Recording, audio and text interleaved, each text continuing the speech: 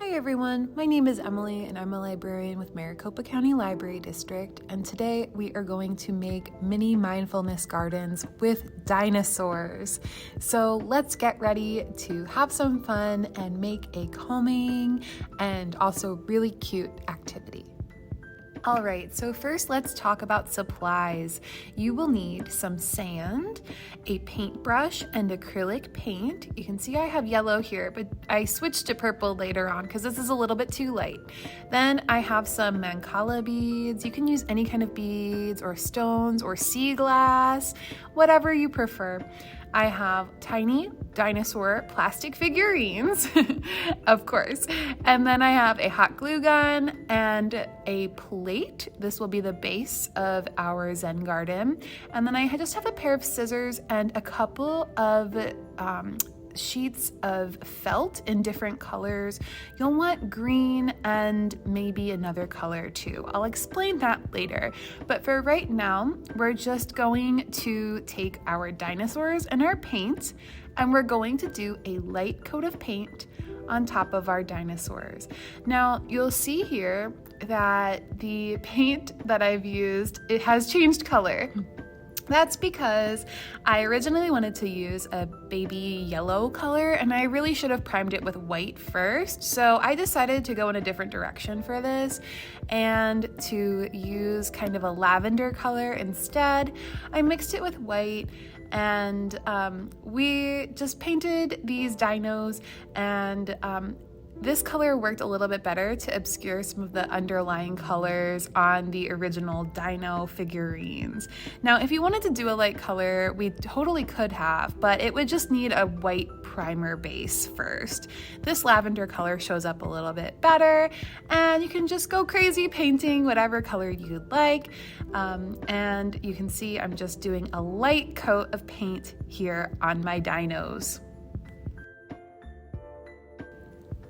So here we have our painted dinos. They are lavender and beautiful, and this is the result of 2 coats of paint that have dried on the dinosaurs.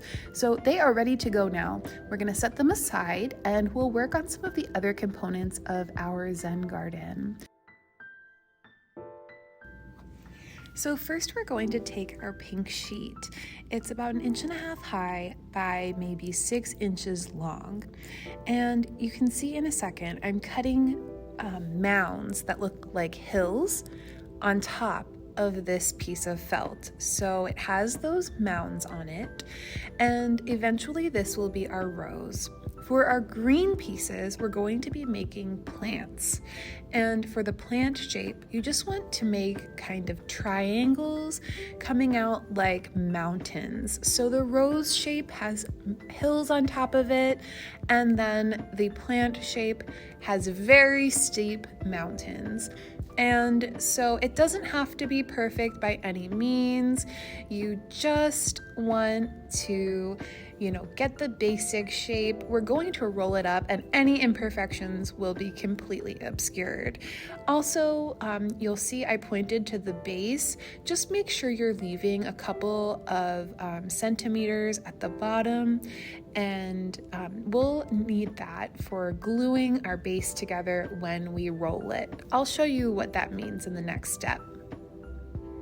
Okay, so now we have 2 different shapes, 3 pieces of felt. You can make as many as you'd like, but for me, I made 2 green ones and 1 pink one.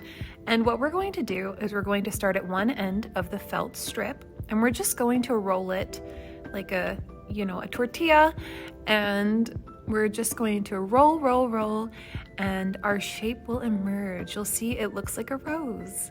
And then we're going to take our hot glue gun and unravel it just a tiny little bit and put a small line of hot glue. And so then what we'll have is a shape for our rose. And while that dries, we'll just glue the other ones, and then we'll have 2 plants and 1 rose for our Zen garden. I'll show you how to place these in a little bit, but first let's roll up the other 2. I sped up the video a little bit here because it's a pretty simple concept. We're rolling felt and then we're gluing it in place. And you can start to see how these will start looking like plants and roses for our garden.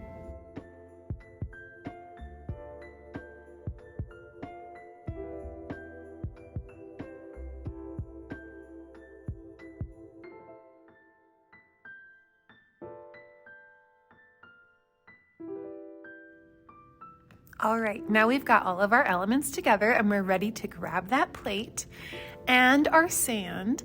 And using a Dixie cup, we're just going to grab a couple of cups of the sand. I'm just using white craft sand and pour a little bit into our plate. You can pat it into place. We don't want to fill it up exactly to the brim, but we do want it to be pretty full.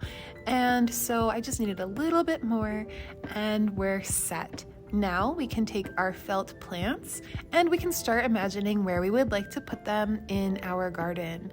And you can see that mine are a little bit long. And so right after I show you these beads, I'm picking up my sea glass and the different colors that I like. But you'll see that I trim the base of the plants just a little bit because they're a little bit too tall. So I'm just snipping the bottoms right now so that way they are a little bit shorter and they don't hang out of my plate quite so much. So that one ended up being just perfect. I actually ended up snipping the rose and the other plant as well, you'll see here. And then you can just position them in place. Some people do like to glue them to the plate first before they put the sand in, but for me, I think about Zen gardens as being kind of an impermanent craft space, and so I don't really need to glue anything in place.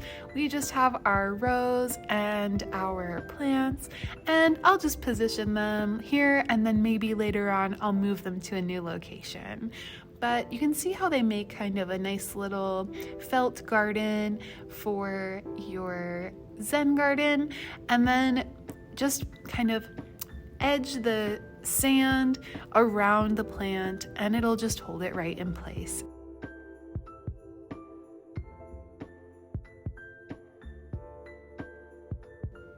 So you can really position your elements of your garden in any way that is pleasing to you. And of course you'll want to add the dinosaurs in as well. But so I have my 2 dinosaurs here and we'll see where they look best. But you know what? There's one more element to our mindfulness garden, and that is creating a beautiful pattern in the sand. So I'm going to take a small rake and I'm just going to create kind of a watery, swirly design in the sand, and it gives it that extra layer of calm and creativity, and then we can put our dinosaurs on top.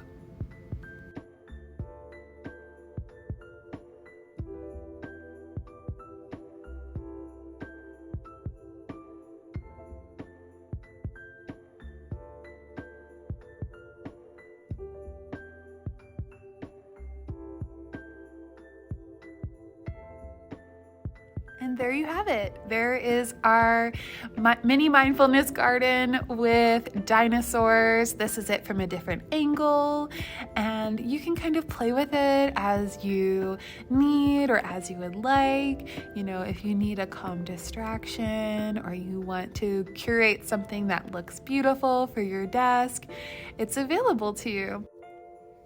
So thank you so much for joining me today. I hope that you take the time to do this craft and that you find it to be fun and rewarding and relaxing and that it brightens your space. And we'll see you next time. Thank you.